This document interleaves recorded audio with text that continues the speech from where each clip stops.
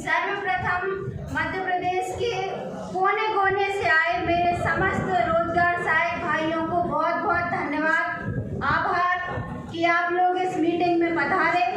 और दूसरा धन्यवाद मैं ज्ञापित करूंगी हमारे बुंदेलखंड क्षेत्र से जो आते हैं हमारे भाई जितेंद्र परमार जी, वो हमें जीजी बोलते हैं तो हम उन्हें भज्जी बोलते हैं।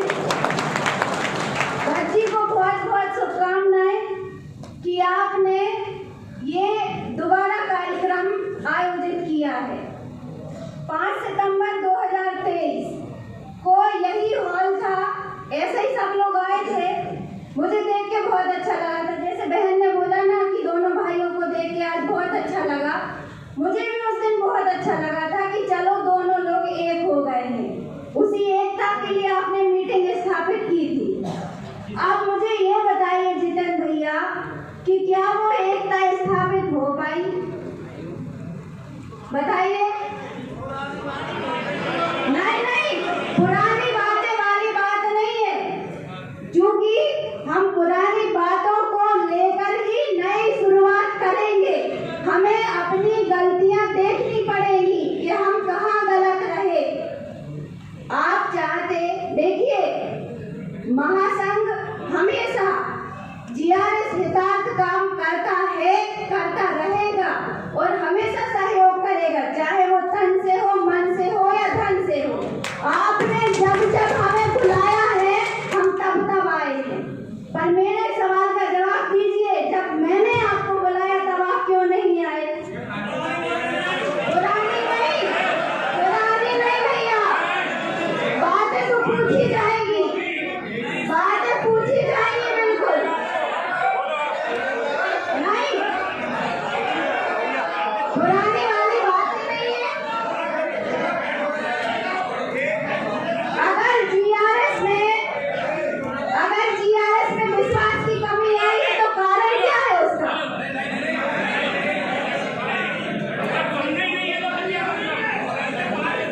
एक सेकंड मेरी बात सुनो, जो भी बंदा बोले सुनो, बात सुन ले एक सेकंड। देखिए भाई साहब, सब लोग अपने अपने स्थान पर बैठ जाए, सभी लोग बैठ जाए। ये जो बैठक है एक पारिवारिक दायित्व का निर्धारण है। हम एक परिवार के सदस्य हैं।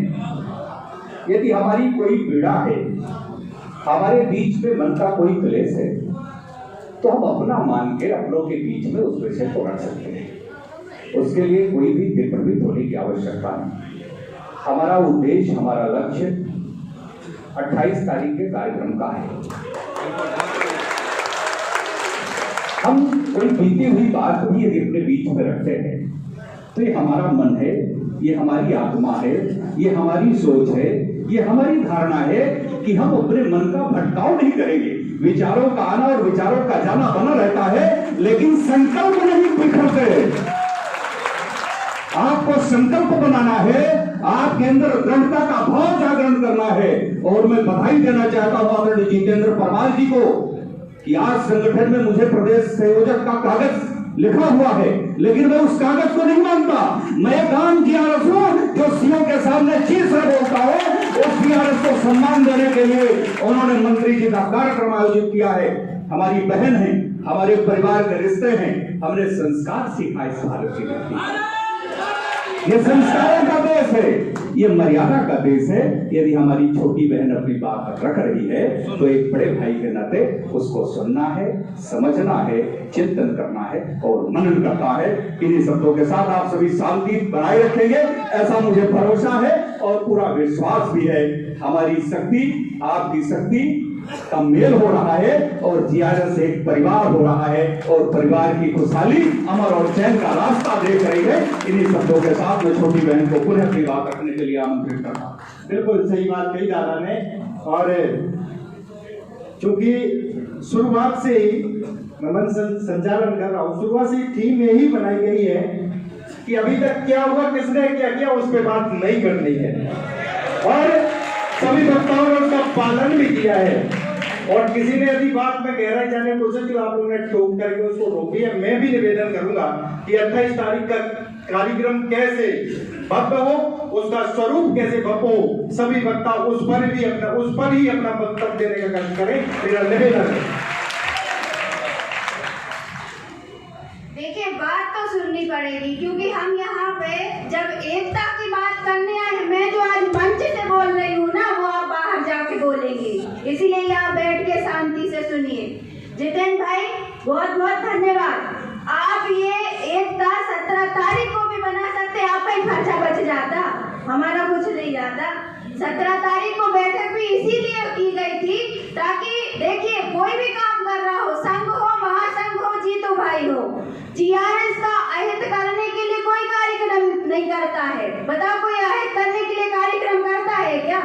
जीआरएस हितार्थी काम करता है ना भाई, कोई लड़के करता है, कोई हाथ जोड़ के करता है, कर तो जीआरएस के लिए कर रहा है। तो अलग अलग भागने से अच्छा है कि आज यहाँ पे एकत्रित हो गए हैं। मैं बात ये कर रही थी कि ये कोई पहला कार्यक्रम तो नहीं होगा मेरे हिसाब से, इसके पूर्व भी आप ही लोगों के द्वारा बहुत से कार्यक्रम किए गए हैं, माननीय मुख्यमंत्री जी का भी कार्यक्रम किया गया है। ये कोई पहला कार्यक्रम नहीं है कि जो हम पहला कार्यक्रम कर रहे हैं, इसके पूर्व भी कार्यक्रम हुए।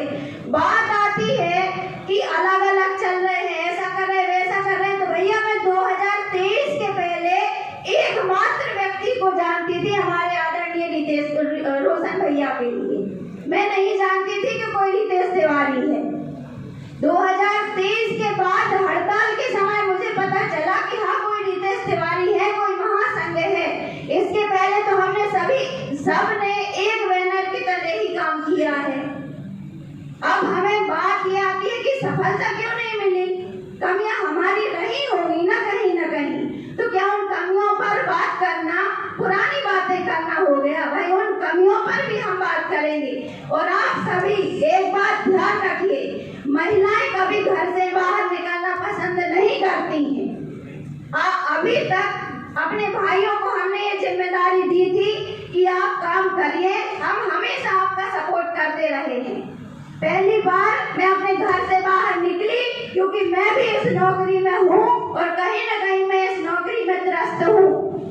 हम बात करते हैं सचिवों की कि उनकी संगठन ये संगठन, अरे भाई, आप अपने आप को क्यों नहीं देखते हो?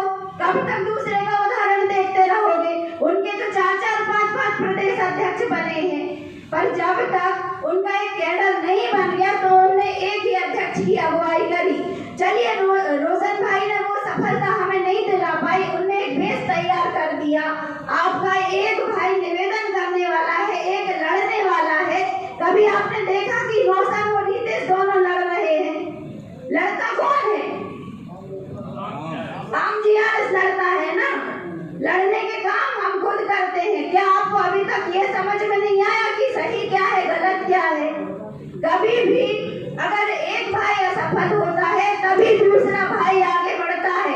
अगर बड़ा भाई सफल होता जाता ना तो छोटा भाई कभी मैदान में नहीं आता, ये भी याद रखना।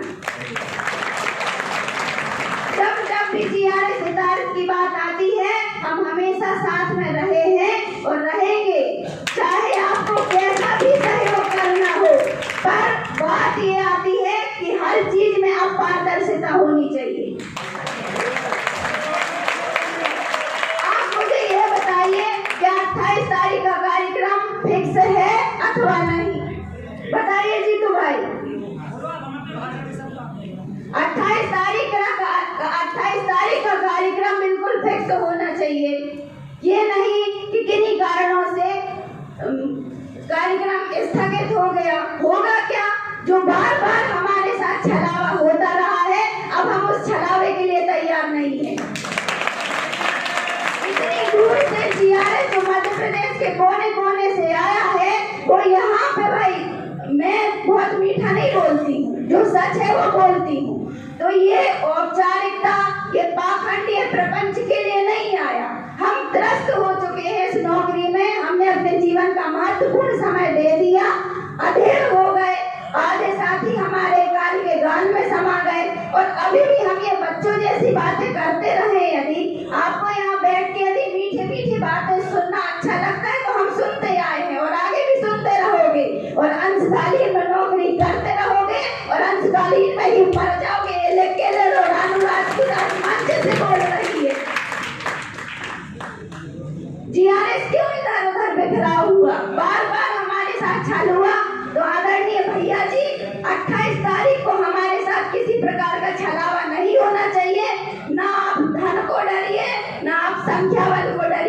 ये वो रोजगार सहायक है जो 1.5 दिन की महापंचायत में पूरा ग्राउंड भर गया था, गाड़ियां नहीं बनती थी। पर बात ये होती है कि केवल और केवल घोषणाओं से काम नहीं चलने वाला। अब हमें क्या चाहिए? आदेश चाहिए। नहीं तो आप 1000 बार ऐसे कार्यक्रम करते रहिए और ऐसे ही आप लोग भटकते रहिए, मीठा मीठा सुनते रहिए और अंशकालीन में नौकरी करते रहिए। मैं भी पिछले 1.5-2 साल से काम कर रही हूँ, सारी चीजें समझती हूँ, सारी बातें समझती हूँ। अब समझने की बारी आपकी है और आप कोई बच्चे नहीं है कि आपको बार बार वही पाठ पढ़ाया जाए, चाहे वो हमारे रोशन भाई हो, चाहे वो हमारे रितेश भाई हो। बस मैं इतना जानती हूँ कि रितेश तिवारी का जो महासंघ है वो ईमानदारी से GRA सिद्धार्थ काम करता आया है और काम करता रहेगा, और इसीलिए मैं महासंघ के साथ खड़ी हूँ, नहीं तो मैं कभी साथ नहीं देती। और एक विशेष निवेदन यादव जी से, हमारे जीतू भैया से, बुंदेलखंड से शायद मैं एकमात्र लड़की हूँ कि जो बाहर निकल के आई हूँ, और महिलाओं को आगे लाना कहीं ना कहीं आप भाइयों का फर्ज है। जैसे मुझे मान सम्मान मिला है, वैसे मैं आपसे निवेदन करती हूँ, आप सभी से अपेक्षा रखती हूँ कि वो किसी भी क्षेत्र की महिला हो, अगर उसको कोई पद दिया जाता है तो आप उसको नीचा नहीं दिखाएंगे। भाइयों की जिम्मेदारी है अपने बहन के मान सम्मान रखने की, ना कि उसका मॉडल डाउन करने की। ये ऊंची हरकतें भी आप लोग छोड़ दीजिए। एक तरफ आप एकता की बातें करते हो और एक तरफ अपनी साथियों को आप नीचे दिखाने की कोशिश करते हो। रही बात 28 तारीख के कार्यक्रम की, तो ये छत्राणी मंच से आप सबको जवाब देती है कि महासंघ पूरे तन मन और धन से आपका सहयोग करेगा। बशर्ते हम साथियों के साथ छल नहीं होना चाहिए। जो छल करेगा अब वो सीधे मैदान में फिर लड़ने के लिए भी तैयार है। जय हिंद, जय भारत।